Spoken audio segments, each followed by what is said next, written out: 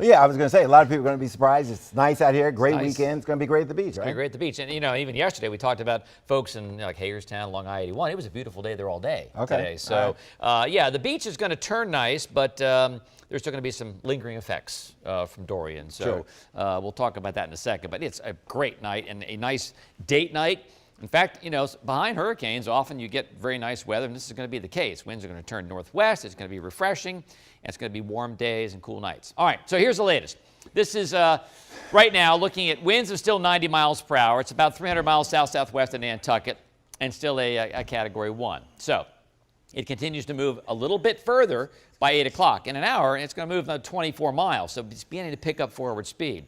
This is not unprecedented, but it's kind of unusual. It's going to get past well to the southeast of Nantucket, although those folks also are under a tropical storm warning. To the north, though, then it goes and actually could hit Nova Scotia with hurricane-force winds. Could be a Category 1. There's a slight chance it could hit Nova Scotia late tomorrow night, early on Sunday morning as a Category 2. That's kind of crazy. All right, our tropical storm warnings, drum point south in the bay, across into the Delmarva, and then up the Atlantic coast almost to Cape May. We'll probably see those for a while. Also have a tidal flood watch also across parts of the tidal Potomac. We'll probably see the tropical storm warnings posted and then probably taken down, I would say, either side of midnight tonight. Here's the radar, and there's the storm. And so the good news, the heavy bands of rain are offshore. I mean, there's just not much going on right now in terms of heavy rain. A couple of showers in New York. We had a couple of showers earlier in Ocean City, but not going to be a rainstorm for us. Winds, well, still gusting to 19 at Hatteras, but the good news is it's now what we call an offshore flow. So that takes the water away, back into the ocean. That's not a flooding problem. 29-mile-per-hour wind gust in Virginia Beach, and a 30-mile-per-hour wind gust right now in Ocean City.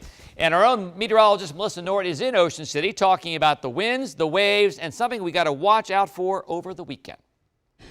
And we've been gusting out here, Topper, today, somewhere between 35 and 45 miles per hour all afternoon. So we have reached tropical storm force gusts.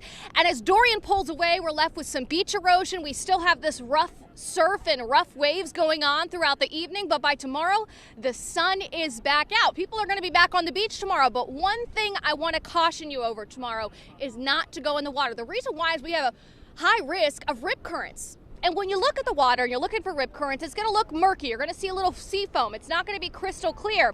And what happens is normal waves are coming in towards the shore.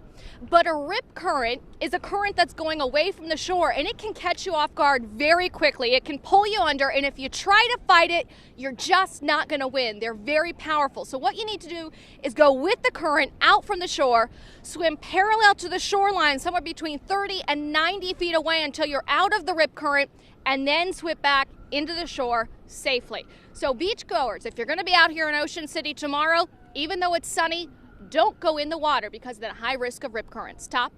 Yeah, thanks, Melissa. Just great advice because it's going to be tempting. Right now, the radar has all the showers off Ocean City this past couple of hours and just a couple of sprinkles, and we are in good shape across the board in terms of rainfall. Okay, but again, we still have that tropical storm warning south of the Drum Point over toward the bay. Hey, you know what? The tropics are cooking. I mean, really cooking. We got Dorian, we got Gabrielle, we got a couple other systems we're watching in parts of the tropical Atlantic. So we can catch our breath over the weekend, but we're going to keep a close eye to the tropics over the next, I'd say, week or two. It's picking up in intensity and frequency. We'll see what develops and what doesn't develop. Gabrielle, by the way, will be a fish storm and move off to the north. All right, so here's the forecast. By 7 o'clock tomorrow, I mean, Dorian's history, it's really gone. Maybe a couple of showers for Providence, Rhode Island, maybe even to Boston, but we're clear.